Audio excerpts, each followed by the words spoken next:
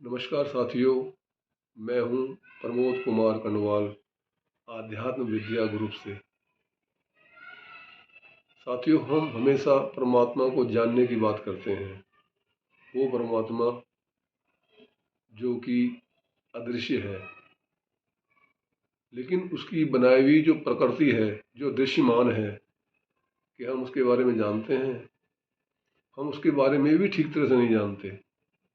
समुद्र है, समुद्र का हमें अभी तक 5% से ज़्यादा मालूम नहीं पड़ा है। ये पृथ्वी है, इस पृथ्वी के बारे में भी हम कितना जानते हैं। क्या एक आम आदमी को पता है ये पृथ्वी लगभग 29 किलोमीटर प्रति सेकंड से घूम रही है, सूर्य का चक्कर लगा रही है? ये तो पता है, लेकिन उसकी गति कितनी है? अपने एक्सिस पे ये 1674 किलोमीटर प्रति घंटे से घूमती है, लेकिन जब ये आगे बढ़ती है उसकी गति बड़ी द्रुत होती है, 29 किलोमीटर प्रति सेकंड के लगभग। अब इसमें एक चीज़ देखने वाली और भी बात है कि जब हम ये देखते हैं पृथ्वी इतनी गति से आगे बढ़ रही है, हमें महसूस तो होता नहीं है, गति इसकी स्थिर है। लेकिन यदि हम कोई वस्तु उछालते हैं तो हम तो आगे निकल गए, वस्तु तो नीचे रह जानी चाहिए 30 किलोमीटर पीछे, क्योंकि 1 सेकंड में तो वापस आएगी, कम से कम 2 सेकंड भी लग सकते हैं। तो हम तो 60 किलोमीटर आगे निकल गए। लेकिन हम उसको उछालते हैं गेंद को, तो गेंद हमारे हाथ में ही आती है। तो इसका मतलब ये हुआ कि वायुमंडल भी घूमता है हमारे साथ साथ, हम इसका अनुभव कभी नहीं कर पाते। और जो सूरज हमारी धरती से लगभग 15 करोड़ किलोमीटर दूर है, उसकी जो रश्मि यहाँ पे आने में 8 मिनट 10-12 सेकंड लेती है, क्या हम ये देख पाते हैं वो किस गति से आ रही है? महसूस कर पाते हैं? उसकी आने की गति 3 लाख किलोमीटर प्रति सेकंड है। ये हमारा सूर्य जो हमारी धरती से लगभग 13 लाख गुना बड़ा है। और हमारी आकाश गंगा के अंदर ही करीब करीब 200 से 300 अरब तारे हैं। हमारा सूर्य भी तारा ही है। इसको सूरज इसलिए कह देते हैं कि धरती का लालन पालन ये हमारा सूर्य करता है। तो बाकी भी इतने तारे हैं, जबकि हमारा तारा बेबी स्टार कहा जाता है। ये भी कहा जाता है कि कुछ 10 से 30% तक तारे इससे हजार हजार गुना बड़ा है।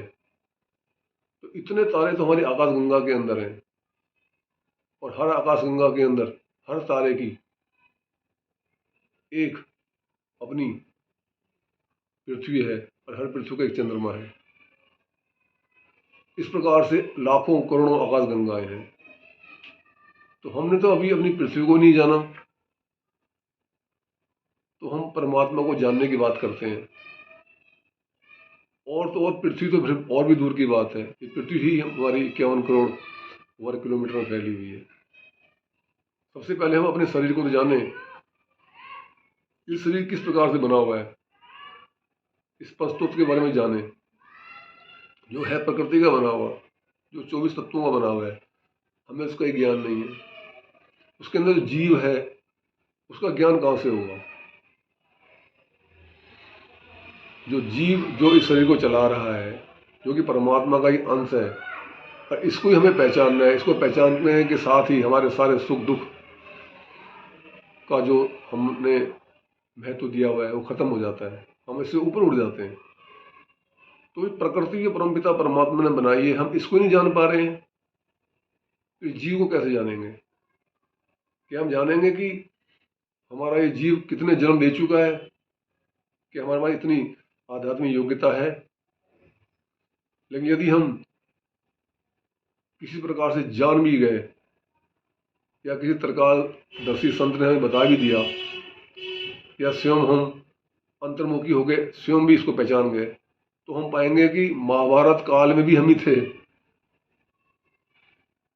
रामायण काल में भी हम ही थे।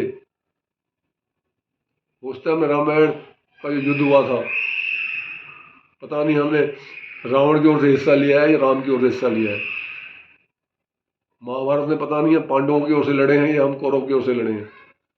ये होते आए हैं, या पता नहीं हमने पानीपत की लड़ाई में भी हिस्सा लिया हो, तो मरते तो कभी है नहीं, जन्म लेके आ रहे हैं, भक्ति करते नहीं है तो उद्धार होता नहीं है, तो घूम फिर के हम ही आते रहते हैं।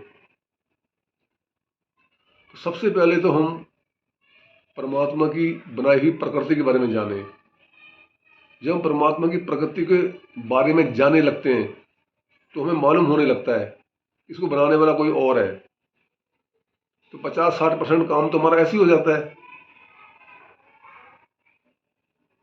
क्योंकि प्रकृति इतनी अद्भुत है। यदि इसके बनाए हुए पेड़ का हम एक बीज भी ले लें तो हम देखेंगे कि बीज में इतनी इंटेलिजेंस है, इतनी बुद्धिमत्ता है, उसे पता है कि मैंने कितना ऊंचा तना बनाना है, उसके बाद मैंने कितनी शाखाएं बाहर निकालनी है, उन शाखाओं को निकालने के बाद फिर छोटी छोटी टहनी बनानी है, फिर फूल पत्ती बनानी है, और अंत में फल पैदा करने हैं। और उसी बीज में से मान लो आम का अगर वो पेड़ है और उसके अंदर 200 आम आने हैं, तो उस बीज ने प्रत्येक आम के अंदर मिठास डालनी है बराबर, उसे पकाना है, और उसको ये भी ध्यान रखना है कि पेड़ गोल हो। वो बीज में इतनी इंटेलिजेंस है, बीज पे किस प्रकार से नीचे मट्टी को लेकर के इतना विशाल बनता है। तो हम प्रकृति के बारे में ठीक तरह से नहीं जानते, हम उसके पिता के बारे में जानना चाहते हैं।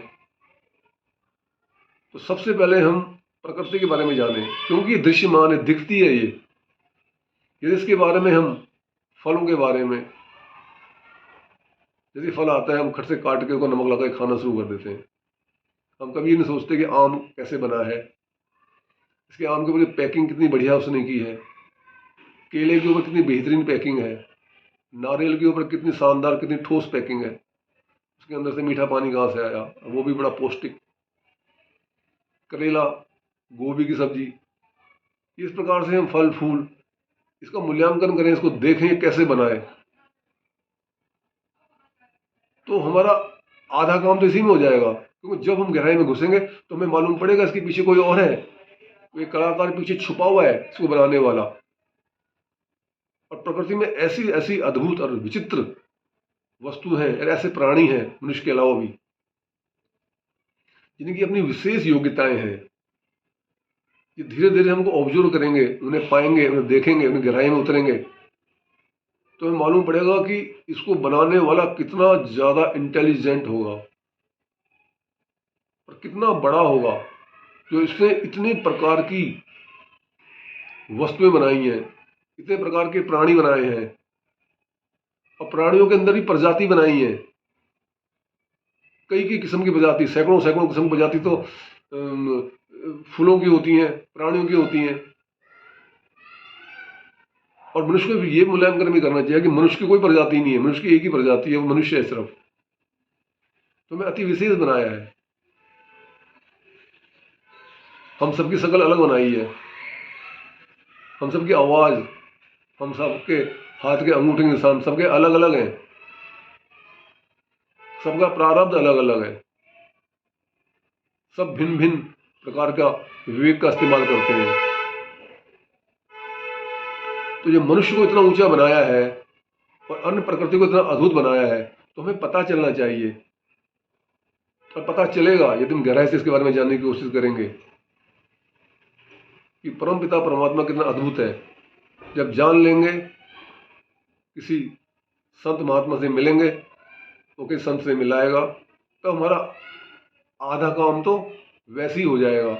उसको प्राप्त करने के लिए हम अति गंभीर भी होंगे और उसको जानने के लिए बड़े जिज्ञासु भी होंगे, क्योंकि किसी वस्तु को प्राप्त करने के लिए जिज्ञासा बहुत ज़्यादा जरूरी है।